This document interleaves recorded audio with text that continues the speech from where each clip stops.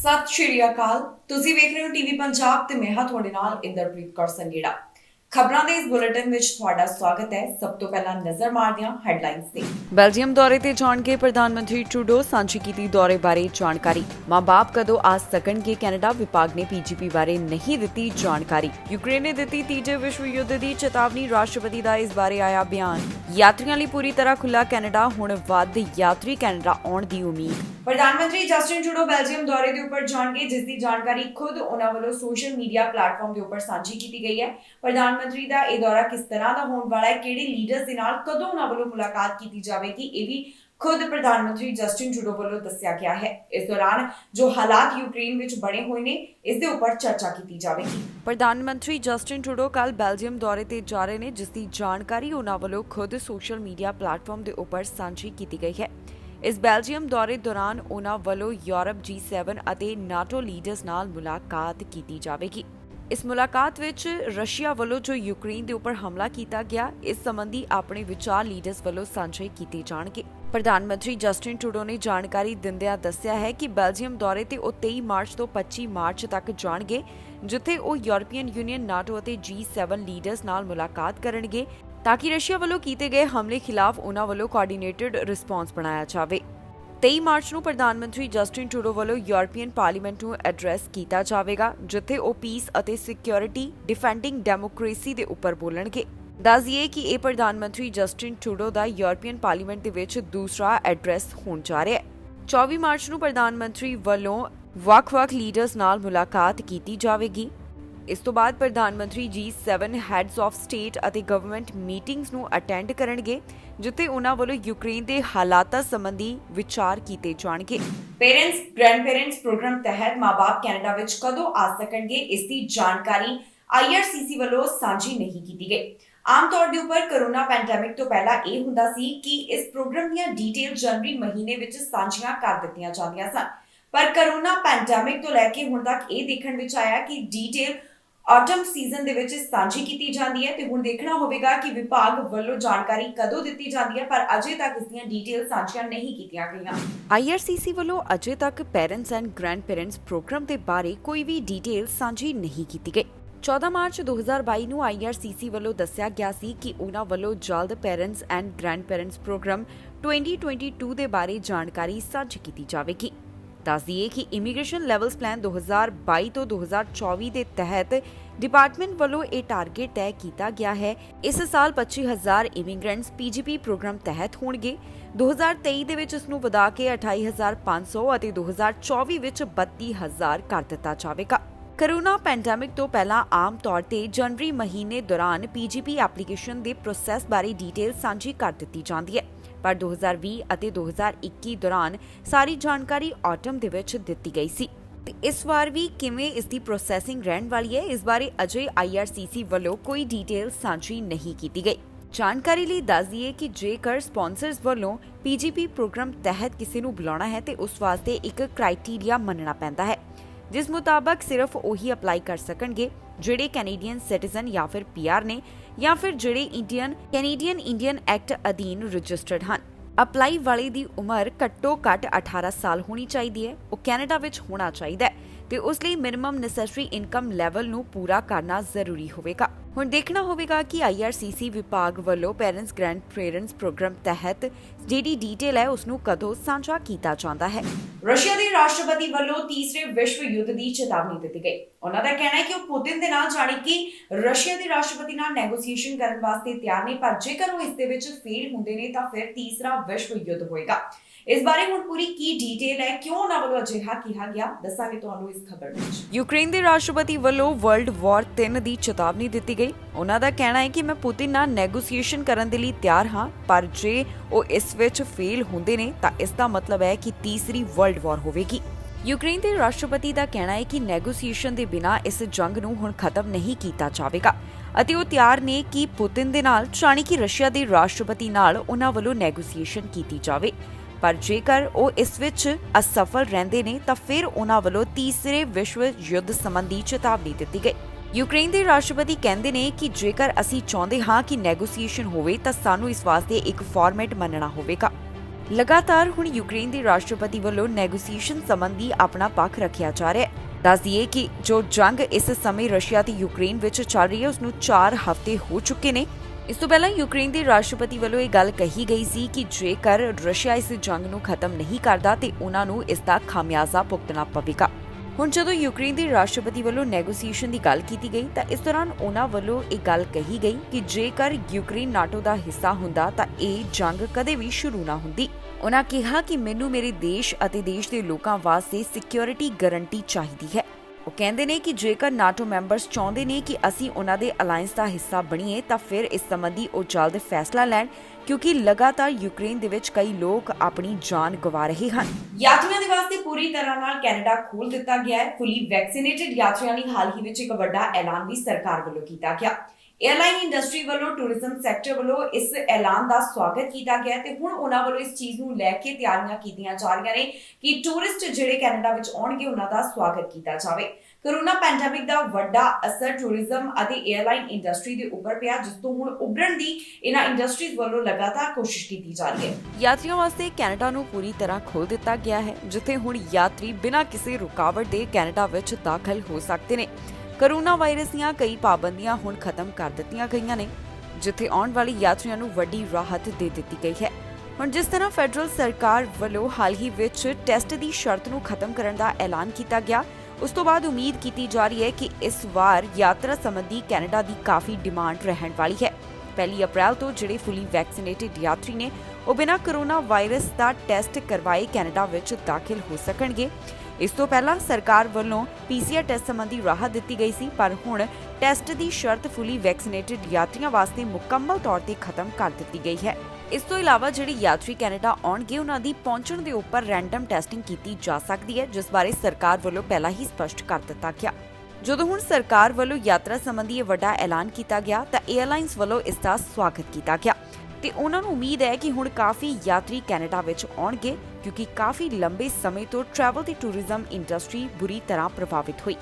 ਫਰਵਰੀ ਮਹੀਨੇ ਦੌਰਾਨ 1,69,000 international visitors Canadian airport ਦੇ ਉੱਪਰ ਪਹੁੰਚੇ, ਜੋ ਕਿ ਪਿਛਲੇ ਸਾਲ ਦੇ ਮੁਕਾਬਲੇ 12% ਦਾ ਵਾਧਾ ਦੱਸਿਆ ਗਿਆ। ਇਹ ਅੰਕੜਾ ਸਟੈਟਿਸਟਿਕਸ ਕੈਨੇਡਾ ਵੱਲੋਂ ਸਾਂਝਾ ਕੀਤਾ ਗਿਆ। ਇਨ੍ਹਾਂ ਆਉਣ ਵਾਲੇ ਫੋਰਨਰਸ ਦੇ ਵਿੱਚ 73,200 ਯੂਨਾਈਟਿਡ ਸਟੇਟਸ ਅਤੇ 96,100 ਬਾਕੀ ਹੋਰ ਦੇਸ਼ਾਂ ਤੋਂ ਆਏ ਸਨ। ਹੁਣ ਜਦੋਂ ਯਾਤਰਾ ਸੰਬੰਧੀ ਵੱਡੀ ਰਾਹਤ ਦਾ ਸਰਕਾਰ ਵੱਲੋਂ ਐਲਾਨ ਕੀਤਾ ਗਿਆ ਤਾਂ tourism industry association of Canada ਦਾ ਕਹਿਣਾ ਹੈ ਕਿ ਜੋ ਹੁਣ ਪ੍ਰੀ ਐਂਟਰੀ ਟੈਸਟਿੰਗ ਰਿਕੁਆਇਰਮੈਂਟ ਨੂੰ ਖਤਮ ਕੀਤਾ ਗਿਆ, ਇਸ ਨਾਲ ਯਾਤਰੀਆਂ ਦਾ ਹੋਰ ਵੀ ਚੰਗੇ ਤਰੀਕੇ ਨਾਲ ਸਵਾਗਤ ਕੀਤਾ ਜਾ ਸਕੇਗਾ। ਕਿਉਂਕਿ ਕੋਰੋਨਾ ਪੈਂਡੇਮਿਕ ਦੇ ਕਾਰਨ ਟੂਰਿਜ਼ਮ ਇੰਡਸਟਰੀ ਪ੍ਰਭਾਵਿਤ ਹੋਈ ਤੇ ਉਹਨਾਂ ਨੂੰ ਵੱਡਾ ਘਾਟਾ ਸਹਿਣਾ ਪਿਆ। ਜਾਣਕਾਰੀ ਲਈ ਦੱਸ ਦਈਏ ਕਿ 2020 ਦੌਰਾਨ ਕੈਨੇਡਾ ਦੀ ਟੂਰਿਜ਼ਮ ਇੰਡਸਟਰੀ ਨੂੰ 50% ਦਾ ਘਾਟਾ ਹੋਇਆ, ਜਿਸ ਬਾਰੇ ਜਾਣਕਾਰੀ ਸਾਹਮਣੇ ਆਈ।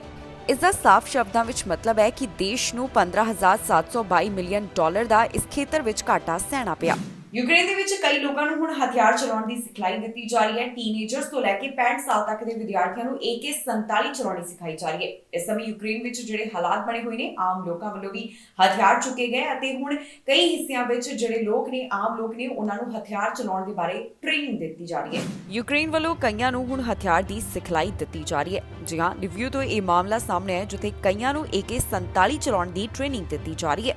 ਇਸ ਸਮੇਂ ਯੂਕਰੇਨ ਉੱਪਰ ਜੋ ਰਸ਼ੀਆ ਨੇ ਹਮਲਾ ਕੀਤਾ ਗਿਆ ਹੈ, ਇਸ ਦੌਰਾਨ ਆਮ ਲੋਕਾਂ ਨੂੰ ਇਹ ਗੱਲ ਕਹੀ ਜਾ ਰਹੀ ਹੈ ਕਿ ਜੇਕਰ ਉਹ ਦੇਸ਼ ਦੇ ਲਈ ਚੁੱਕਣਾ ਚਾਹਣ ਤਾਂ ਹਥਿਆਰ ਚੁੱਕ ਸਕਦੇ ਨੇ। ਰਿਵਿਊ ਤੋਂ ਇਹ ਪਤਾ ਚੱਲਿਆ ਹੈ ਕਿ ਕਰੀਬ 1000 ਲੋਕ ਅਜਿਹੇ ਨੇ ਜਿਨ੍ਹਾਂ ਵੱਲੋਂ ਹਥਿਆਰਾਂ ਦੀ ਸਿਖਲਾਈ ਲਈ ਜਾ ਰਹੀ ਹੈ। ਇਸ ਵਿੱਚ 20 ਸਾਲ ਵਾਲੇ ਵੀ ਸ਼ਾਮਿਲ ਨੇ ਅਤੇ 65 ਸਾਲ ਵਾਲਿਆਂ ਵੱਲੋਂ ਵੀ ਹਥਿਆਰ ਚਲਾਉਣ ਦੀ ਟ੍ਰੇਨਿੰਗ ਲਈ ਜਾ ਰਹੀ ਹੈ। ਦੱਸ ਦਈਏ ਕਿ ਇਸ ਖੇਤਰ ਦੇ 에ਅਰਪੋਰਟ ਦੇ ਉੱਪਰ ਰਸ਼ੀਆ ਵੱਲੋਂ ਹਾਲ ਹੀ 'ਚ ਹਮਲਾ ਕੀਤਾ ਗਿਆ ਸੀ, ਜਿਸ ਤੋਂ ਬਾਅਦ ਹੁਣ ਇਸ ਸਿਖਲਾਈ ਦੀ ਜਾਣਕਾਰੀ ਸਾਹਮਣੇ ਆਈ ਹੈ। ਇੱਥੇ ਆਮ ਲੋਕਾਂ ਨੂੰ AK-47 ਚਲਾਉਣ ਬਾਰੇ ਦੱਸਿਆ ਜਾ ਰਿਹਾ ਹੈ। ਇਸ ਟ੍ਰੇਨਿੰਗ ਦਾ ਹਿੱਸਾ ਟੀਨੇਜਰਸ ਵੀ ਬਣ ਰਹੇ ਨੇ, ਜਿਨ੍ਹਾਂ ਨੂੰ ਫਰਸਟ ਏਡ ਦੀ ਵੀ ਟ੍ਰੇਨਿੰਗ ਦਿੱਤੀ ਜਾ ਰਹੀ ਹੈ। ਜਿਹੜੇ ਇੱਥੇ ਸਿਖਲਾਈ ਲੈਣ ਵਾਲੇ ਵਿਦਿਆਰਥੀ ਨੇ, ਉਹਨਾਂ ਵੱਲੋਂ ਵੀ ਆਪਣਾ ਤਜਰਬਾ ਸਾਂਝਾ ਕੀਤਾ ਜਾ ਰਿਹਾ ਹੈ, ਜਿੱਥੇ ਉਹਨਾਂ ਵੱਲੋਂ ਦੱਸਿਆ ਗਿਆ ਕਿ ਉਹਨਾਂ ਦੀ ਟ੍ਰੇਨਿੰਗ ਕਿਸ ਤਰ੍ਹਾਂ ਦੀ ਹੋ ਰਹੀ ਹੈ। ਜ਼ਿਕਰਯੋਗ ਹੈ ਕਿ ਰੂਸ ਵੱਲੋਂ ਜੋ ਯੂਕਰੇਨ ਦੇ ਉੱਪਰ ਹਮਲਾ ਕੀਤਾ ਗਿਆ, ਇਸ ਨੂੰ ਕਾਫੀ ਹਫ਼ਤਿਆਂ ਦਾ ਸਮਾਂ ਹੋ ਚੁੱਕਿਆ ਹੈ। ਲਗਾਤਾਰ ਰਸ਼ੀਆ ਵੱਲੋਂ ਯੂਕਰੇਨ ਦੇ ਕਈ ਸ਼ਹਿਰਾਂ ਦੇ ਉੱਪਰ ਬੰਬ ਸੁੱਟੇ ਜਾ ਰਹੇ ਨੇ। ਪਰ ਦੂਜੇ ਪਾਸੇ ਯੂਕਰੇਨ ਵੱਲੋਂ ਵੀ ਬੜੀ ਬਹਾਦਰੀ ਨਾਲ ਇਸ ਦਾ ਸਾਹਮਣਾ ਕੀਤਾ ਜਾ ਰਿਹਾ ਹੈ। ਯੂਕਰੇਨ ਦੀ ਇੱਕ ਥਾਂ ਦੇ ਉੱਪਰ ਲੋਕਾਂ ਵੱਲੋਂ ਪ੍ਰਦਰਸ਼ਨ ਕੀਤਾ ਜਾ ਰਿਹਾ ਸੀ। ਇਸ ਦੌਰਾਨ ਰਸ਼ੀਆ ਦੇ ਫੌਜੀਆਂ ਵੱਲੋਂ ਉਹਨਾਂ ਦੇ ਉੱਪਰ ਹਮਲਾ ਕਰ ਦਿੱਤਾ ਗਿਆ। ਇਸ ਦੌਰਾਨ ਕਈਆਂ ਦੀ ਮੌਤ ਹੋ ਗਈ। ਇਹ ਵੀ ਜਾਣਕਾਰੀ ਅਥਾਰਟੀਜ਼ ਵੱਲੋਂ ਸਾਂਝੀ ਕੀਤੀ ਗਈ ਹੈ ਤੇ ਉਹਨਾਂ ਵੱਲੋਂ ਦੱਸਿਆ ਗਿਆ ਕਿ ਕਿਸ ਤਰ੍ਹਾਂ ਰਸ਼ੀਆ ਦੇ ਜਿਹੜੇ ਮਿਲਟਰੀ ਆਫੀਸਰ ਸਨ ਉਹਨਾਂ ਵੱਲੋਂ ਹਮਲਾ ਕੀਤਾ ਗਿਆ। ਯੂਕਰੇਨ ਦੇ ਇੱਕ ਸ਼ਹਿਰ ਵਿੱਚ ਰੈਲੀ ਹੋ ਰਹੀ ਸੀ। ਇਸ ਦੌਰਾਨ ਰਸ਼ੀਆ ਦੇ ਫੌਜੀਆਂ ਵੱਲੋਂ ਉਹਨਾਂ ਉੱਪਰ ਗੋਲੀਆਂ ਚਲਾ ਦਿੱਤੀਆਂ ਗਈਆਂ। ਇਸ ਬਾਰੇ ਯੂਕਰੇਨ ਵੱਲੋਂ ਜਾਣਕਾਰੀ ਸਾਂਝੀ ਕੀਤੀ ਗਈ ਹੈ। ਅਧਿਕਾਰੀਆਂ ਦਾ ਕਹਿਣਾ ਹੈ ਕਿ ਯੂਕਰੇਨ ਦੇ ਸ਼ਹਿਰ ਵਿੱਚ ਪ੍ਰਦਰਸ਼ਨ ਕਰਨ ਵਾਲਿਆਂ ਦੇ ਉੱਪਰ ਰਸ਼ੀਅਨ ਫੌਜੀਆਂ ਵੱਲੋਂ ਸਟਨ ਗ੍ਰੇਨੇਡ ਸੁੱਟੇ ਗਏ ਅਤੇ ਉਹਨਾਂ ਦੇ ਉੱਪਰ ਗੋਲੀਆਂ ਚਲਾਈਆਂ ਗਈਆਂ। ਇਸ ਮੌਕੇ ਦੀਆਂ ਵੀਡੀਓ ਵੀ ਸੋਸ਼ਲ ਮੀਡੀਆ ਉੱਪਰ ਲਗਾਤਾਰ ਵਾਇਰਲ ਹੋ ਰਹੀਆਂ ਨੇ, ਜਿਸ ਵਿੱਚ ਵੇਖਿਆ ਜਾ ਸਕਦਾ ਹੈ ਕਿ ਕਿਵੇਂ ਪ੍ਰਦਰਸ਼ਨਕਾਰੀ ਜੋ ਸਿਟੀ ਸਕੁਆਇਰ ਵੱਲ ਵਧ ਰਹੇ ਸਨ ਉਹਨਾਂ ਉੱਪਰ ਰਸ਼ੀਅਨ ਫੌਜੀਆਂ ਵੱਲੋਂ ਹਮਲਾ ਕਰ ਦਿੱਤਾ ਗਿਆ। ਫਿਲਹਾਲ ਇਸ ਮਾਮਲੇ ਦੇ ਸੰਬੰਧ ਵਿੱਚ ਰਸ਼ੀਆ ਵੱਲੋਂ ਅਜੇ ਕੋਈ ਕਮੈਂਟ ਨਹੀਂ ਕੀਤਾ ਗਿਆ। ਕੁਝ ਮੀਡੀਆ ਅਦਾਰਿਆਂ ਵੱਲੋਂ ਜੋ ਵੀਡੀਓ ਜਾਰੀ ਕੀਤੀ ਗਈ ਉਸ ਵਿੱਚ ਵੇਖਿਆ ਜਾ ਸਕਦਾ ਹੈ ਕਿ ਕਿਵੇਂ ਪ੍ਰਦਰਸ਼ਨ ਕਰਨ ਵਾਲਿਆਂ ਦੇ ਉੱਪਰ ਰਸ਼ੀਆ ਦੇ ਫੌਜੀਆਂ ਵੱਲੋਂ ਹਮਲਾ ਕੀਤਾ ਗਿਆ। ਰੋਇਟਰਸ ਵੱਲੋਂ ਇੱਕ ਕੈਮਰਾ ਫੁਟੇਜ ਵੀ ਪਬਲਿਸ਼ ਕੀਤੀ ਗਈ ਹੈ ਜਿਸ ਵਿੱਚ ਸਾਰੀ ਘਟਨਾ ਨੂੰ ਵੇਖਿਆ ਜਾ ਸਕਦਾ ਹੈ। ਹੁਣ ਤੱਕ ਇਸ ਦੌਰਾਨ ਇੱਕ ਵਿਅਕਤੀ ਦੇ ਜ਼ਖਮੀ ਹੋਣ ਦੀ ਵੀ ਖਬਰ ਸਾਹਮਣੇ ਆਈ ਹੈ, ਪਰ ਅਜੇ ਤੱਕ ਇਹ ਸਪਸ਼ਟ ਨਹੀਂ ਹੋ ਸਕਿਆ ਕਿ ਇਹ ਵਿਅਕਤੀ ਕਿਵੇਂ ਜ਼ਖਮੀ ਹੋਇਆ। ਜ਼ਿਕਰਯੋਗ ਹੈ ਕਿ ਇਸ ਸਮੇਂ ਰਸ਼ੀਆ ਤੇ ਯੂਕਰੇਨ ਵਿਚਕਾਰ ਜੋ ਜੰਗ ਚੱਲ ਰਹੀ ਹੈ ਉਸ ਨੂੰ 4 ਹਫ਼ਤੇ ਦਾ ਸਮਾਂ ਹੋ ਚੁੱਕਿਆ ਹੈ।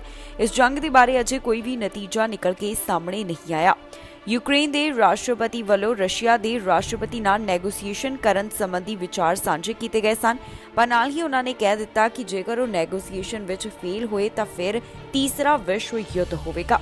ਹੁਣ ਦੇਖਣਾ ਹੋਵੇਗਾ ਕਿ ਇਸ ਬਾਰੇ ਅੱਗੇ ਕੀ ਜਾਣਕਾਰੀ ਸਾਹਮਣੇ ਆ ਰਹੀ ਹੈ, ਪਰ ਜੋ ਹੁਣ ਯੂਕਰੇਨ ਤੋਂ ਜਾਣਕਾਰੀ ਸਾਹਮਣੇ ਆਈ ਉਸ ਦੇ ਵਿੱਚ ਦੱਸਿਆ ਗਿਆ ਕਿ ਕਿਵੇਂ ਪ੍ਰਦਰਸ਼ਨਕਾਰੀਆਂ ਦੇ ਉੱਪਰ ਹਮਲਾ ਕਰ ਦਿੱਤਾ ਗਿਆ। ਇੱਕ ਟਾਊਨ ਹਾਊਸ ਨੂੰ ਅੱਗ ਲੱਗਣ ਦਾ ਮਾਮਲਾ ਸਾਹਮਣੇ ਆਇਆ ਜਿਸ ਵਿੱਚ 7 ਜਾਣੇ ਪ੍ਰਭਾਵਿਤ ਹੋਏ ਨੇ। ਇਸ ਵਿੱਚ 4 ਬੱਚੇ ਵੀ ਸ਼ਾਮਲ ਨੇ। ਇਹਨਾਂ 7 ਜਾਣਿਆਂ ਨੂੰ ਹਸਪਤਾਲ ਦੇ ਵਿੱਚ ਭਰਤੀ ਕਰਵਾਇਆ ਗਿਆ। ਫਿਲਹਾਲ ਇਸ ਦੀ ਪੂਰੀ ਪੜਤਾਲ ਜਿਹੜੀ ਉਹ ਕੀਤੀ ਜਾ ਰਹੀ ਹੈ। ਹੈਮਿਲਟਨ ਦੇ ਟਾਊਨ ਹਾਊਸ ਵਿੱਚ ਅੱਗ ਲੱਗਣ ਦਾ ਮਾਮਲਾ ਸਾਹਮਣੇ ਆਇਆ ਜਿਸ ਦੌਰਾਨ 7 ਜਾਣੇ ਪ੍ਰਭਾਵਿਤ ਹੋਏ। ਇਹ 7 ਜਾਣੇ ਜਿਨ੍ਹਾਂ ਵਿੱਚ 4 ਬੱਚੇ ਵੀ ਸ਼ਾਮਲ ਹਨ, ਇਹਨਾਂ ਦਾ ਇਸ ਸਮੇਂ ਹਸਪਤਾਲ ਵਿੱਚ ਇਲਾਜ ਚੱਲ ਰਿਹਾ ਹੈ। ਜਾਣਕਾਰੀ ਸਾਂਝੀ ਕਰਦਿਆਂ ਹੈਮਿਲਟਨ ਫਾਇਰ ਚੀਫ ਵੱਲੋਂ ਦੱਸਿਆ ਗਿਆ ਕਿ ਇਹ ਮਾਮਲਾ ਸਵੇਰੇ 2 ਵਜੇ ਦੇ ਕਰੀਬ ਸਾਹਮਣੇ ਆਇਆ ਜਿੱਥੇ ਇੱਕ ਘਰ ਵਿੱਚ ਅੱਗ ਲੱਗ ਗਈ। ਉਹਨਾਂ ਦੱਸਿਆ ਜਿਸ ਸਮੇਂ ਉਹ ਘਟਨਾ ਵਾਲੀ ਥਾਂ ਤੇ ਪਹੁੰਚੇ ਉਸ ਸਮੇਂ ਟਾਊਨ ਹਾਊਸ ਨੂੰ ਅੱਗ ਲੱਗੀ ਹੋਈ ਸੀ। ਉਹਨਾਂ ਦੇਖਿਆ ਕਿ ਮੇਨ ਫਲੋਰ ਵਿੰਡੋ ਤੋਂ ਅੱਗ ਨਿਕਲ ਕੇ ਬਾਹਰ ਆ ਰਹੀ ਹੈ। ਇਸ ਦੌਰਾਨ ਉਹਨਾਂ ਵੱਲੋਂ 3 ਅਡਲਟਸ ਅਤੇ 4 ਬੱਚਿਆਂ ਨੂੰ ਰੈਸਕਿਊ ਕੀਤਾ ਗਿਆ ਜਿਨ੍ਹਾਂ ਨੂੰ ਲੋਕਲ ਹਸਪਤਾਲ ਵਿੱਚ ਇਲਾਜ ਵਾਸਤੇ ਭਰਤੀ ਕਰਵਾਇਆ ਗਿਆ ਹੈ। ਫਿਲਹਾਲ ਇਹਨਾਂ ਪੀੜਤਾਂ ਦੇ ਨਾਮ ਅਜੇ ਤੱਕ ਉਹਨਾਂ ਵੱਲੋਂ ਜਨਤਕ ਨਹੀਂ ਕੀਤੇ ਗਏ। ਇਸ ਮਾਮਲੇ ਦੀ ਜਾਂਚ ਕੀਤੀ ਜਾ ਰਹੀ ਹੈ ਤੇ ਜ਼ਿਆਦਾ ਡਿਟੇਲ ਉਹਨਾਂ ਵੱਲੋਂ ਨਹੀਂ ਦਿੱਤੀ ਗਈ। ਹੁਣ ਤੱਕ ਦੀ ਜਾਣਕਾਰੀ ਮੁਤਾਬਕ ਸਿਰਫ ਇਹੀ ਦੱਸਿਆ ਗਿਆ ਕਿ 7 ਜਾਣੇ ਇਸ ਵਿੱਚ ਪੀੜਤ ਪਾਏ ਗਏ ਨੇ ਜਿਨ੍ਹਾਂ ਵਿੱਚ 4 ਬੱਚੇ ਸ਼ਾਮਿਲ ਸਨ, ਪਰ ਇਹਨਾਂ ਦੀ ਉਮਰ ਵੀ ਅਜੇ ਉਹਨਾਂ ਵੱਲੋਂ ਸਾਂਝੀ ਨਹੀਂ ਕੀਤੀ ਗਈ।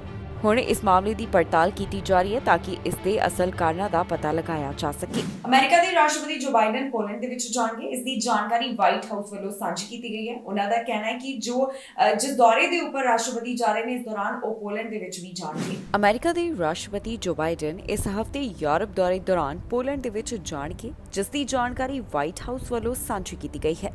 ਜਾਣਕਾਰੀ ਮੁਤਾਬਕ ਅਮਰੀਕਾ ਦੇ ਰਾਸ਼ਟਰਪਤੀ ਜੋ ਬਾਈਡਨ ਰੂਸ ਵਿੱਚ ਇਸ ਸਮੇਂ ਜੋ ਹਾਲਾਤ ਬਣੇ ਹੋਏ ਨੇ ਇਸ ਦੌਰਾਨ ਨਾਟੋ ਅਤੇ ਯੂਰਪੀ ਸਹਿਯੋਗੀਆਂ ਨਾਲ ਗੱਲਬਾਤ ਲਈ ਆਪਣੀ ਯੂਰਪ ਯਾਤਰਾ ਦੌਰਾਨ ਪੋਲੈਂਡ ਦੇ ਵਿੱਚ ਵੀ ਜਾਣਗੇ।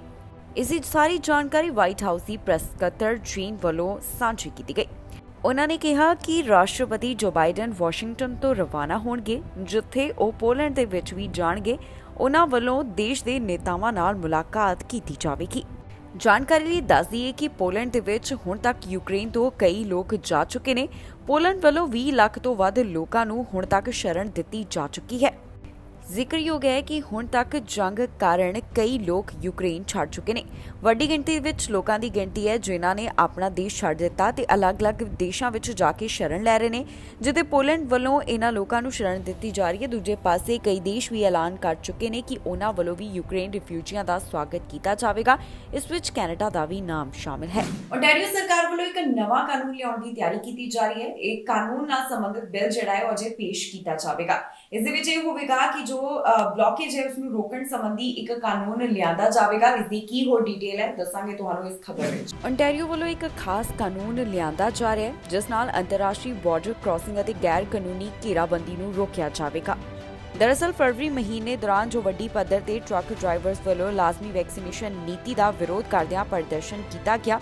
ਇਸ ਨੂੰ ਧਿਆਨ ਵਿੱਚ ਰੱਖਦਿਆਂ ਅੰਤਰਰਾਸ਼ਟਰੀ ਬਾਰਡਰ ਕ੍ਰਾਸਿੰਗ ਨੂੰ ਲੈ ਕੇ ਹੁਣ ਓਨਟਾਰੀਓ ਸਰਕਾਰ ਵੱਲੋਂ ਨਵਾਂ ਬਿੱਲ ਪੇਸ਼ ਕੀਤਾ ਜਾਵੇਗਾ। ਇਸ ਬਿੱਲ ਨੂੰ keeping Ontario open for business act 2022 ਦਾ ਨਾਮ ਦਿੱਤਾ ਗਿਆ, ਜਿਸ ਮੁਤਾਬਕ ਆਰਗੇਨਾਈਜੇਸ਼ਨਸ ਨੂੰ ਬਿਨਾਂ ਐਮਰਜੈਂਸੀ ਐਕਟ ਦਾ ਐਲਾਨ ਕੀਤਿਆਂ ਸਥਿਤੀ ਨਾਲ ਨਿਪਟਣ ਦੇ ਲਈ ਜ਼ਿਆਦਾ ਸ਼ਕਤੀਆਂ ਪ੍ਰਾਪਤ ਹੋਣਗੀਆਂ। ਇਸ ਐਕਟ ਦੇ ਤਹਿਤ ਇਨਫੋਰਸਮੈਂਟ ਸਾਧਨ ਪ੍ਰਦਾਨ ਕੀਤੇ ਜਾਣਗੇ, ਜਿਸ ਵਿੱਚ ਡਰਾਈਵਰ ਦੀ ਲਾਇਸੈਂਸ ਅਤੇ ਵਾਹਨ ਪਰਮਿਟ ਨੂੰ ਮੁਅੱਤਲ ਕਰਨ, ਗੈਰ ਕਾਨੂੰਨੀ ਘੇਰਾਬੰਦੀ ਵਿੱਚ ਸ਼ਾਮਿਲ ਲੋਕਾਂ ਦੀਆਂ ਲਾਇਸੈਂਸ ਪਲੇਟਾਂ ਨੂੰ ਜ਼ਬਤ ਕਰਨ, ਘੇਰਾਬੰਦੀ ਦੌਰਾਨ ਯੋਗਦਾਨ ਪਾਉਣ ਵਾਲੇ ਹੋਰ ਵਸਤੂਆਂ ਨੂੰ ਹਟਾਉਣ ਅਤੇ ਸਟੋਰ ਕਰਨ ਦੀ ਯੋਗਤਾ ਸ਼ਾਮਿਲ ਹੈ। ਇਸ ਕਾਨੂੰਨ ਵਿੱਚ $96 ਮਿਲੀਅਨ ਦੀ ਇਨਵੈਸਟਮੈਂਟ ਵੀ ਸ਼ਾਮਿਲ ਹੈ, ਜਿਸ ਨਾਲ ਓਨਟਾਰੀਓ ਪ੍ਰੋਵਿੰਸ਼ੀਅਲ ਪੁਲਿਸ ਇੱਕ ਨਵੀਂ ਪਰਮਨੈਂਟ ਐਮਰਜੈਂਸੀ ਰਿਸਪੌਂਸ ਟੀਮ ਸਥਾਪਿਤ ਕਰੇਗੀ। ਸਰੀ ਦੀ ਬੈਂਕ ਦੇ ਵਿੱਚ ਚੋਰੀ ਦਾ ਮਾਮਲਾ ਸਾਹਮਣੇ ਆਇਆ, ਜਿਸ ਦੇ ਸਸਪੈਕਟ ਦੀ ਪੁਲਿਸ ਵੱਲੋਂ ਭਾਲ ਕੀਤੀ ਜਾ ਰਹੀ ਹੈ। ਇਹ ਸਸਪੈਕਟ ਕਿਸ ਤਰ੍ਹਾਂ ਦਾ ਦਿਖਦਾ ਹੈ, ਇਸ ਦੀ ਜਾਣਕਾਰੀ ਵੀ ਸਰੀ ਮਾਊਂਟੀਜ਼ ਵੱਲੋਂ ਸਾਂਝੀ ਕੀਤੀ ਗਈ ਤੇ ਨਾਲ ਹੀ ਉਹਨਾਂ ਦਾ ਕਹਿਣਾ ਹੈ ਕਿ ਜੇਕਰ ਕਿਸੇ ਨੂੰ ਇਸ ਬਾਰੇ ਪਤਾ ਹੋਵੇ ਤਾਂ ਫਿਰ ਪੁਲਿਸ ਨਾਲ ਜ਼ਰੂਰ ਸੰਪਰਕ ਕਰਨ। ਸਰੀ ਮਾਊਂਟੀਜ਼ ਵੱਲੋਂ ਉਸ ਸਸਪੈਕਟ ਦੀ ਭਾਲ ਕੀਤੀ ਜਾ ਰਹੀ ਹੈ ਜਿਸ ਨੇ ਬੈਂਕ ਵਿੱਚ ਚੋਰੀ ਕੀਤੀ। ਸਰੀ ਮਾਊਂਟੀਜ਼ ਦਾ ਕਹਿਣਾ ਹੈ ਕਿ ਇਹ ਮਾਮਲਾ 1 ਮਾਰਚ ਨੂੰ ਸਾਹਮਣੇ ਆਇਆ ਸੀ। ਇਹ ਘਟਨਾ 152 ਸਟਰੀਟ ਦੇ 8800 ਬਲਾਕ ਦੀ ਦੱਸੀ ਜਾ ਰਹੀ ਹੈ, ਜਿੱਥੇ ਇੱਕ ਬੈਂਕ ਵਿੱਚ ਵਿਅਕਤੀ ਵੱਲੋਂ ਚੋਰੀ ਕੀਤੀ ਗਈ। ਇਸ ਘਟਨਾ ਨਾਲ ਜੁੜਿਆ ਸਸਪੈਕਟ ਲਾਈਨ ਦੇ ਵਿੱਚ ਖੜਾ ਸੀ ਤੇ ਇਸ ਦੌਰਾਨ ਉਸ ਵੱਲੋਂ ਟੈਲਰ ਕੋਲੋਂ ਕੈਸ਼ ਦਾ ਐਨਵੈਲਪ ਖੋਲਿਆ ਗਿਆ ਅਤੇ ਫਿਰ ਉਹ ਇੱਥੋਂ ਫਰਾਰ ਹੋ ਗਿਆ। ਇਹ ਸਸਪੈਕਟ ਕਿਸ ਤਰ੍ਹਾਂ ਦਾ ਦਿਖਦਾ ਹੈ, ਇਸ ਬਾਰੇ ਪੁਲਿਸ ਨੇ ਡਿਟੇਲ ਸਾਂਝੀ ਕੀਤੀ ਗਈ। ਉਹਨਾਂ ਦਾ ਕਹਿਣਾ ਹੈ ਕਿ ਇਸ ਸਸਪੈਕਟ ਦੀ ਉਮਰ 30 ਸਾਲ ਦੇ ਕਰੀਬ ਹੈ। ਇਸ ਨੇ ਡਾਰਕ ਜੀਨ, ਬਲੈਕ ਜੈਕਟ ਅਤੇ ਫਰ ਲਾਈਨਡ ਹੁੱਡ ਪਹਿਨੀ ਹੋਈ ਸੀ। ਇਸ ਤੋਂ ਇਲਾਵਾ ਇਸ ਸਸਪੈਕਟ ਦੇ ਨੀਲੇ ਰੰਗ ਦਾ ਮੈਡੀਕਲ ਮਾਸਕ ਵੀ ਪਹਿਨਿਆ ਹੋਇਆ ਦੱਸਿਆ ਜਾ ਰਿਹਾ ਹੈ। ਕਾਲੇ ਰੰਗ ਦੇ ਬੂਟ ਪਾਏ ਹੋਏ ਸਨ, ਜਿਨ੍ਹਾਂ ਦੇ ਤਲੇ ਚਿੱਟੇ ਸਨ ਤੇ ਨਾਲ ਹੀ ਸਸਪੈਕਟ ਵੱਲੋਂ ਬਲੈਕ ਗਲਵਜ਼ ਪਹਿਨੇ ਹੋਏ ਸਨ। ਪੁਲਿਸ ਵੱਲੋਂ ਕਿਹਾ ਜਾ ਰਿਹਾ ਹੈ ਕਿ ਜੇਕਰ ਕਿਸੇ ਨੂੰ ਵੀ ਇਸ ਬਾਰੇ ਕੋਈ ਜਾਣਕਾਰੀ ਹੋਵੇ ਤਾਂ ਸਰੀ RCMP ਨਾਲ 604 599 ਅਤੇ ਇਸ ਤੋਂ ਇਲਾਵਾ ਕ੍ਰਾਈਮ ਸਟਾਪਰਸ ਨਾਲ 1800-222-8477 ਤੇ ਕਾਲ ਕਰਕੇ ਜਾਣਕਾਰੀ ਸਾਂਝੀ ਕੀਤੀ ਜਾ ਸਕਦੀ ਹੈ।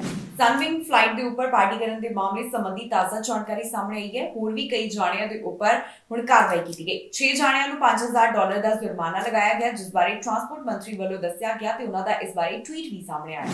ਸਨਵਿੰਗ ਪਾਰਟੀ ਦੇ ਮਾਮਲੇ ਵਿੱਚ ਹੁਣ ਹੋਰ ਕਈ ਜਾਣਿਆਂ ਨੂੰ ਜੁਰਮਾਨਾ ਲਗਾਇਆ ਗਿਆ। ਜੀ ਹਾਂ, ਹੁਣ 6 ਹੋਰ ਯਾਤਰੀਆਂ ਨੂੰ $5000 ਤੱਕ ਦਾ ਜੁਰਮਾਨਾ ਲਗਾਇਆ ਗਿਆ ਹੈ। ਦਰਅਸਲ ਇੱਥੇ ਫਲਾਈਟ ਦੌਰਾਨ ਜੋ ਕੋਰੋਨਾ ਵਾਇਰਸ ਦੇ ਨਿਯਮਾਂ ਦਾ ਉਲੰਘਣ ਕੀਤਾ ਗਿਆ ਸੀ, ਉਸ ਦੇ ਕਾਰਨ 6 ਹੋਰ ਯਾਤਰੀਆਂ ਦੇ ਉੱਪਰ $50000 ਦਾ ਜੁਰਮਾਨਾ ਲਗਾਇਆ ਗਿਆ। ਫਲਾਈਟ ਵਿੱਚ ਕੀਤੀ ਗਈ ਪਾਰਟੀ ਦੀਆਂ ਵੀਡੀਓ ਲਗਾਤਾਰ ਸੋਸ਼ਲ ਮੀਡੀਆ ਉੱਪਰ ਵਾਇਰਲ ਹੋਈਆਂ ਸਨ, ਜਿਸ ਵਿੱਚ ਵੇਖਿਆ ਜਾ ਸਕਦਾ ਸੀ ਕਿ ਕਿਵੇਂ ਕੋਰੋਨਾ ਵਾਇਰਸ ਦੇ ਨਿਯਮਾਂ ਦੀਆਂ ਧੱਜੀਆਂ ਉਡਾਈਆਂ ਗਈਆਂ। ਇਸ ਸੰਬੰਧੀ ਪਹਿਲਾਂ ਵੀ ਕਈਆਂ ਦੇ ਉੱਪਰ ਕਾਰਵਾਈ ਕੀਤੀ ਜਾ ਚੁੱਕੀ ਹੈ ਤੇ ਹੁਣ ਇੱਕ ਵਾਰ ਫਿਰ ਤੋਂ ਜਾਣਕਾਰੀ ਸਾਂਝੀ ਕੀਤੀ ਗਈ, ਜਿੱਥੇ 6 ਹੋਰ ਜਾਣਿਆਂ ਦੇ ਉੱਪਰ ਜੁਰਮਾਨਾ ਠੋਕਿਆ ਗਿਆ ਹੈ। ਇਸ ਬਾਰੇ ਟਰਾਂਸਪੋਰਟ ਮੰਤਰੀ ਵੱਲੋਂ ਵੀ ਇੱਕ ਟਵੀਟ ਕੀਤਾ ਗਿਆ, ਜਿੱਥੇ ਉਹਨਾਂ ਵੱਲੋਂ ਦੱਸਿਆ ਗਿਆ ਹੈ ਕਿ ਹੁਣ ਤੱਕ 12 ਜਾਣਿਆਂ ਦੇ ਉੱਪਰ ਜੁਰਮਾਨਾ ਲਗਾਇਆ ਗਿਆ। ਤਾਜ਼ਾ 6 ਜਾਣਿਆਂ ਦੇ ਉੱਪਰ ਕਾਰਵਾਈ ਕੀਤੀ ਗਈ ਹੈ।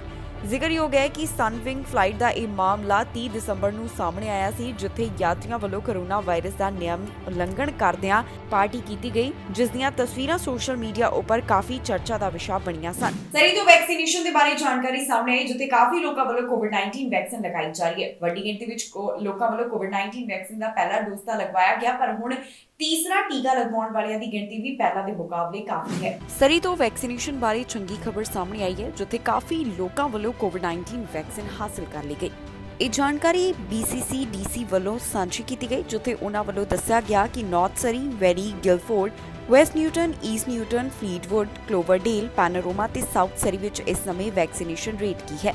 5 ਸਾਲ ਅਤੇ ਇਸ ਤੋਂ ਵੱਧ ਉਮਰ ਵਾਲਿਆਂ 'ਚ ਨਾਰਥ ਸਰੀ ਅੰਦਰ 90%, ਵੈਲੀ 'ਚ 91%, ਗਿਲਫੋਰਡ 'ਚ 85%, ਵੈਸਟ ਨਿਊਟਨ ਵਿੱਚ 92%, ਈਸਟ ਨਿਊਟਨ 'ਚ 91%, ਫਲੀਟਵੁੱਡ 'ਚ 90%, ਕਲੋਵਰਡੇਲ 'ਚ 86%, ਪੈਨੋਰਾਮਾ 'ਚ 91%, ਸਾਊਥ ਸਰੀ ਵਿੱਚ 87% ਵੱਲੋਂ ਕੋਵਿਡ-19 ਵੈਕਸੀਨ ਦੀਆਂ 2 ਡੋਜ਼ ਲਗਵਾ ਲਈਆਂ ਗਈਆਂ। ਕੁੱਲ ਮਿਲਾ ਕੇ ਇਹਨਾਂ ਵਿੱਚ 99.2% ਦੀ ਆਬਾਦੀ ਉਹ ਹੈ ਜਿਨ੍ਹਾਂ ਵੱਲੋਂ ਕੋਵਿਡ-19 ਵੈਕਸੀਨ ਦੀਆਂ 2 ਡੋਜ਼ਸ ਹਾਸਲ ਕੀਤੀਆਂ ਗਈਆਂ।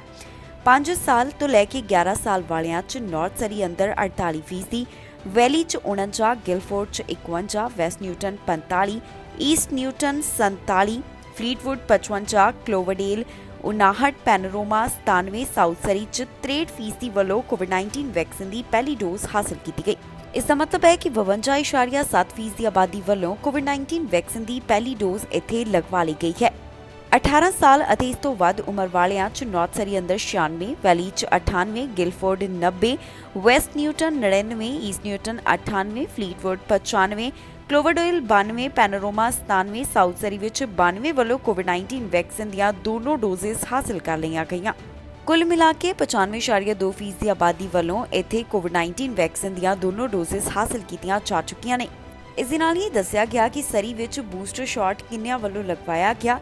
ਜਾਣਕਾਰੀ ਮੁਤਾਬਕ 51% ਦੀ ਆਬਾਦੀ ਉਹ ਹੈ ਜਿਨ੍ਹਾਂ ਵੱਲੋਂ ਕੋਵਿਡ-19 ਵੈਕਸੀਨ ਦੇ ਤਿੰਨੋਂ ਟੀਕੇ ਜਾਣੀ ਕਿ ਬੂਸਟਰ ਡੋਜ਼ ਵੀ ਹਾਸਲ ਕਰ ਲਿਆ ਗਿਆ ਹੈ। ਕੁੱਲ ਮਿਲਾ ਕੇ ਸਰੀ ਵਿੱਚ ਕਾਫੀ ਲੋਕਾਂ ਨੇ ਕੋਵਿਡ-19 ਵੈਕਸੀਨ ਦੀ ਪਹਿਲੀ ਡੋਜ਼, ਕਾਫੀ ਲੋਕਾਂ ਵੱਲੋਂ ਦੂਸਰੀ ਡੋਜ਼ ਤੇ ਕਾਫੀ ਵੱਡੀ ਗਿਣਤੀ ਦੇ ਵਿੱਚ ਲੋਕਾਂ ਵੱਲੋਂ ਕੋਵਿਡ-19 ਵੈਕਸੀਨ ਦੀਆਂ 3 ਡੋਜ਼ਸ ਹਾਸਲ ਕੀਤੀਆਂ ਜਾ ਚੁੱਕੀਆਂ ਨੇ। ontario ਸਰਕਾਰ ਵੱਲੋਂ ਮਾਸਕ ਸੰਬੰਧੀ ਰਾਹਤ ਦਿੱਤੀ ਗਈ, ਜਿਸ ਦੀ ਸ਼ੁਰੂਆਤ ਸੂਬੇ ਵਿੱਚ ਅੱਜ ਤੋਂ ਹੋਣ ਜਾ ਰਹੀ ਹੈ। ਅੱਜ ਤੋਂ ਪ੍ਰੋਵਿੰਸ ਵਿੱਚ ਕਈ ਥਾਵਾਂ ਦੇ ਉੱਪਰ ਹੁਣ ਮਾਸਕ ਪਾਉਣ ਦੀ ਜ਼ਰੂਰਤ ਨਹੀਂ ਹੋਵੇਗੀ, ਜਦਕਿ ਕੁਝ ਥਾਵਾਂ ਦੇ ਉੱਪਰ ਅਜੇ ਵੀ ਮਾਸਕ ਪਾਉਣਾ ਜ਼ਰੂਰੀ ਹੋਵੇਗਾ। ਕਿਹੜੀਆਂ ਥਾਵਾਂ ਤੇ ਰਾਹਤ ਦਿੱਤੀ ਜਾ ਰਹੀ ਹੈ, ਕਿਹੜੀਆਂ ਥਾਵਾਂ ਤੇ ਮਾਸਕ ਅਜੇ ਵੀ ਪਹਿਨਣਾ ਪਵੇਗਾ, ਜਾਣੋ ਇਸ ਖਬਰਾਂ ਹੀ। ontario ਵਿੱਚ ਅੱਜ ਤੋਂ ਕਈ ਪਾਬੰਦੀਆਂ ਤਹਿਤ ਰਾਹਤ ਦਿੱਤੀ ਜਾ ਰਹੀ ਹੈ। ontario ਵਿੱਚ ਸਕੂਲ, ਰੈਸਟੋਰੈਂਟ ਅਤੇ ਹੋਰ ਕਈ ਜਨਤਕ ਥਾਵਾਂ ਤੇ ਹੁਣ ਮਾਸਕ ਪਹਿਨਣ ਦੀ ਸ਼ਰਤ ਨੂੰ ਖਤਮ ਕੀਤਾ ਜਾ ਰਿਹਾ ਹੈ। ਜੀ ਹਾਂ, ਅੱਜ ਤੋਂ ontario ਪ੍ਰੋਵਿੰਸ ਵਿੱਚ ਜ਼ਿਆਦਾਤਰ ਇੰਡੋਰ ਥਾਵਾਂ ਦੇ ਉੱਪਰ ਜੋ ਮਾਸਕ ਪਾਉਣਾ ਲਾਜ਼ਮੀ ਕੀਤਾ ਗਿਆ ਸੀ, ਇਸ ਸ਼ਰਤ ਨੂੰ ਹਟਾਇਆ ਜਾ ਰਿਹਾ ਹੈ, ਜਿਸ ਦਾ ਮਤਲਬ ਹੈ ਕਿ ਸਕੂਲ, ਸਟੋਰ, ਰੈਸਟੋਰੈਂਟ ਵਿੱਚ ਹੁਣ ਮਾਸਕ ਪਾਉਣ ਦੀ ਜ਼ਰੂਰਤ ਨਹੀਂ ਹੋਵੇਗੀ। ਪਰ ਜੇਕਰ ਕੋਈ ਵਿਅਕਤੀ ਆਪਣੇ ਤੌਰ ਦੇ ਉੱਪਰ ਮਾਸਕ ਪਾਉਣਾ ਚਾਹੁੰਦਾ ਹੈ ਤਾਂ ਉਹ ਅਜਿਹਾ ਕਰ ਸਕਦਾ ਹੈ।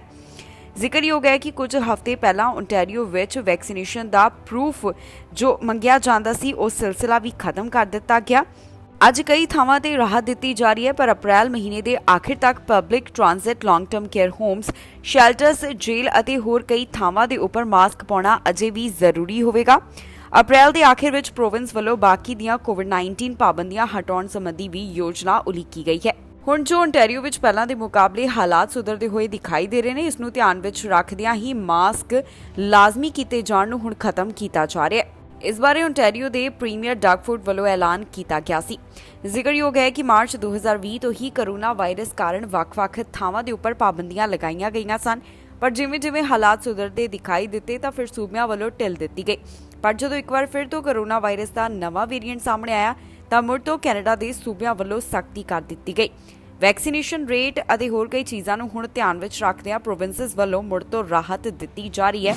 ਕੀਵ ਦੇ ਇੱਕ ਸ਼ਾਪਿੰਗ ਸੈਂਟਰ ਦੇ ਉੱਪਰ ਰੂਸ ਵੱਲੋਂ ਹਮਲਾ ਕੀਤਾ ਗਿਆ। ਇਸ ਦੌਰਾਨ 8 ਜਣਿਆਂ ਦੀ ਮੌਤ ਹੋ ਗਈ। ਜੀ ਹਾਂ, ਯੂਕਰੇਨ ਤੋਂ ਇਹ ਜਾਣਕਾਰੀ ਸਾਹਮਣੇ ਆਈ ਹੈ, ਜਿੱਥੇ ਹਮਲੇ ਦੌਰਾਨ 8 ਜਣਿਆਂ ਦੀ ਮੌਤ ਦੇ ਬਾਰੇ ਅਥਾਰਟੀਜ਼ ਵੱਲੋਂ ਦੱਸਿਆ ਗਿਆ। ਰੂਸ ਵੱਲੋਂ ਕੀਵ ਦੇ ਸ਼ਾਪਿੰਗ ਸੈਂਟਰ ਉੱਪਰ ਹਮਲਾ ਕੀਤਾ ਗਿਆ, ਜਿਸ ਦੌਰਾਨ 8 ਜਣਿਆਂ ਦੀ ਮੌਤ ਹੋ ਗਈ। ਜਾਣਕਾਰੀ ਮੁਤਾਬਕ ਜਿਸ ਸਮੇਂ ਹਮਲਾ ਕੀਤਾ ਗਿਆ ਉਸ ਦੌਰਾਨ 8 ਜਣਿਆਂ ਦੀ ਤਾਂ ਜਾਨ ਗਈ ਹੈ, ਪਰ ਦੂਜੇ ਪਾਸੇ ਕਈ ਕਾਰਾਂ ਵੀ ਜਲੀਆਂ ਹੋਈਆਂ ਦਿਖਾਈ ਦਿੱਤੀਆਂ। ਇਸ ਹਮਲੇ ਵਿੱਚ 10 ਮੰਜ਼ਿਲਾ ਇਮਾਰਤ ਨੂੰ ਨੁਕਸਾਨ ਪਹੁੰਚਾਇਆ ਗਿਆ। ਇਸ ਘਟਨਾ ਵਿੱਚ 8 ਜਣਿਆਂ ਦੀ ਮੌਤ ਹੋ ਗਈ। ਇਸ ਦੀ ਪੁਸ਼ਟੀ ਯੂਕਰੇਨ ਦੇ ਪ੍ਰੋਸੀਕਿਊਟਰ ਜਨਰਲ ਵੱਲੋਂ ਖੁਦ ਕੀਤੀ ਗਈ। ਇਸ ਮਾਮਲੇ ਤੋਂ ਬਾਅਦ ਬੋਲਦਿਆਂ ਰਸ਼ੀਅਨ ਡਿਫੈਂਸ ਮਿਲਟਰੀ ਸਪੋਕਸਮੈਨ ਨੇ ਦੱਸਿਆ ਕਿ ਜਿਸ ਥਾਂ ਦੇ ਉੱਪਰ ਹਮਲਾ ਕੀਤਾ ਗਿਆ ਉਸ ਸ਼ਾਪਿੰਗ ਸੈਂਟਰ ਨੇੜੇ ਰਾਕੇਟ ਅਤੇ ਹੋਰ ਕਈ ਚੀਜ਼ਾਂ ਨੂੰ ਸਟੋਰ ਕੀਤਾ ਜਾਂਦਾ ਹੈ। ਹੁਣ ਤੱਕ ਦੀ ਜਾਣਕਾਰੀ ਮੁਤਾਬਕ ਜਦੋਂ ਦਾ ਰੂਸ ਵੱਲੋਂ ਹਮਲਾ ਕੀਤਾ ਗਿਆ, ਉਦੋਂ ਤੋਂ ਲੈ ਕੇ ਹੁਣ ਤੱਕ ਕਈ ਲੋਕਾਂ ਦੀ ਮੌਤ ਹੋ ਚੁੱਕੀ ਹੈ। ਫਿਲਹਾਲ ਇਸ ਹਮਲੇ ਦੇ ਬਾਰੇ ਰਸ਼ੀਆ ਵੱਲੋਂ ਕੁਝ ਵੀ ਨਹੀਂ ਕਿਹਾ ਗਿਆ। ਉਹਨਾਂ ਵੱਲੋਂ ਅਜੇ ਤੱਕ ਇਸ ਸੰਬੰਧੀ ਕੋਈ ਵੀ ਕਮੈਂਟ ਨਹੀਂ ਕੀਤਾ ਗਿਆ। ਜਿਹੜੇ ਆਸ-ਪਾਸ ਦੇ ਲੋਕ ਸਨ, ਉਹਨਾਂ ਵੱਲੋਂ ਆਪਣਾ ਦਰਦ ਬਿਆਨ ਕੀਤਾ ਜਾ ਰਿਹਾ ਹੈ। ਇਸ ਜੰਗ ਨੂੰ 4 ਹਫ਼ਤੇ ਦਾ ਸਮਾਂ ਹੋ ਚੁੱਕਿਆ ਹੈ ਤੇ ਹੁਣ ਤੱਕ ਕਈ ਲੋਕ ਯੂਕਰੇਨ ਛੱਡ ਕੇ ਜਾ ਚੁੱਕੇ ਨੇ, ਜਿਸ ਬਾਰੇ ਯੂਐਨ ਵੱਲੋਂ ਹਾਲ ਹੀ ਵਿੱਚ ਜਾਣਕਾਰੀ ਵੀ ਸਾਂਝੀ ਕੀਤੀ ਗਈ।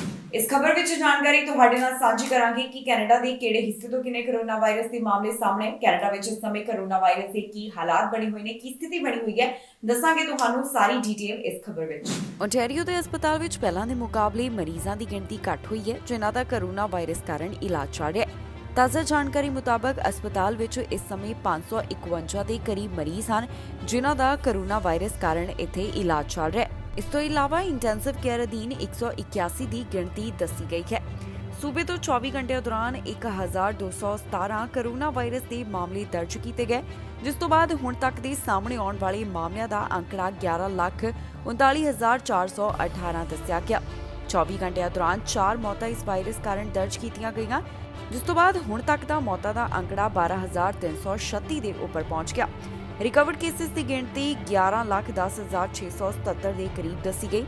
ਇਸ ਤੋਂ ਇਲਾਵਾ ਜੋ ਵੈਕਸੀਨੇਸ਼ਨ ਦੀ ਜਾਣਕਾਰੀ ਸਾਹਮਣੇ ਆਈ, ਉਸ ਮੁਤਾਬਕ 12 ਸਾਲ ਅਤੇ ਇਸ ਤੋਂ ਵੱਧ ਉਮਰ ਵਾਲਿਆਂ 'ਚ 90.8% ਵੱਲੋਂ ਕੋਵਿਡ-19 ਵੈਕਸੀਨ ਦੇ 2 ਡੋਜ਼, 92.8% ਦੀ ਆਬਾਦੀ ਵੱਲੋਂ ਕੋਵਿਡ-19 ਵੈਕਸੀਨ ਦੀ 1 ਡੋਜ਼, 55.2% ਦੀ ਆਬਾਦੀ ਵੱਲੋਂ ਕੋਵਿਡ-19 ਵੈਕਸੀਨ ਦੀਆਂ 3 ਡੋਜ਼ਸ ਹਾਸਲ ਕੀਤੀਆਂ ਗਈਆਂ। 5 ਸਾਲ ਤੋਂ 11 ਸਾਲ ਵਾਲਿਆਂ ਵਿੱਚ 55.4% ਦੀ ਆਬਾਦੀ ਵੱਲੋਂ ਕੋਵਿਡ-19 ਵੈਕਸੀਨ ਦੀ ਪਹਿਲੀ ਡੋਜ਼, 32% ਦੀ ਆਬਾਦੀ ਵੱਲੋਂ ਕੋਵਿਡ-19 ਵੈਕਸੀਨ ਦੇ ਦੋਨੋਂ ਟੀਕੇ ਲਗਵਾਏ ਗਏ ਤੇ ਇੱਥੇ ਟੈਸਟ ਪੋਜ਼ਿਟਿਵਿਟੀ ਰੇਟ 13.4% ਦਾ ਦੱਸਿਆ ਗਿਆ। ਕਿਊਬਿਕ ਦੇ ਹਸਪਤਾਲ ਵਿੱਚ 1002 ਮਰੀਜ਼ ਨੇ ਜਿਨ੍ਹਾਂ ਦਾ ਕੋਰੋਨਾ ਵਾਇਰਸ ਕਾਰਨ ਇਲਾਜ ਚੱਲ ਰਿਹਾ ਹੈ ਤੇ ਇੰਟੈਂਸਿਵ ਕੇਅਰ ਅਧੀਨ 48 ਦੀ ਗਿਣਤੀ ਦੱਸੀ ਗਈ।